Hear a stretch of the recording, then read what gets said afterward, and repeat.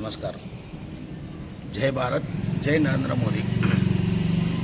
తెలంగాణ రాష్ట్ర రాజకీయాల్లో పెను మార్పులు సంభవిస్తున్నాయి.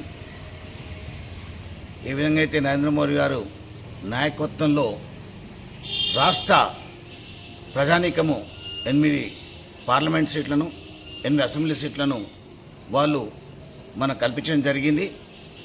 దీనికి ఆధారంగానే భవిష్యత్తులో తెలంగాణను రాష్ట్రము భారతీయ జనతా పార్టీలో అభివృద్ధిగా ముందుకు వేస్తుందని విశ్వాసాన్ని కల్పించారు. కాబట్టి ఇప్పుడు జరుగుతున్న అధ్యక్ష ఎలక్షన్ మూలంగా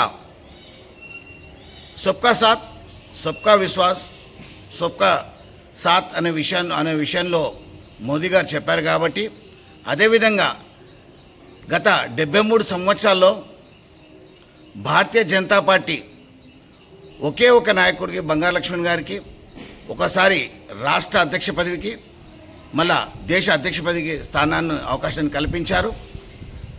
ఈసారి మరి 80% దళితులున్న ఈ యొక్క రాష్ట్రంలో అధ్యక్ష స్థానాన్ని ఎస్సీలకు కల్పించవలసిందిగా మేము విన్నవించుకుంటున్నాము. కాబట్టి గత 73 ఏళ్ల నుండి దళితులు చాలా కష్టపడి భారతీయ జనతా పార్టీలో సీనియర్ నాయకుల నుండి బట్టి ఇప్పటి వరకు చాలామంది కష్టపడుతున్నారు. ఈ విషయాన్ని గమనించి మరి ఎట్లయితే ఎస్సీ వర్గీకరణను తన భుజస్కంధాలపై వేసుకున్న నరేంద్ర మోదీ గారు మొన్న జరిగిన అసెంబ్లీ ఎన్నికల్లో ఆయన వాగ్దానం చేశారు.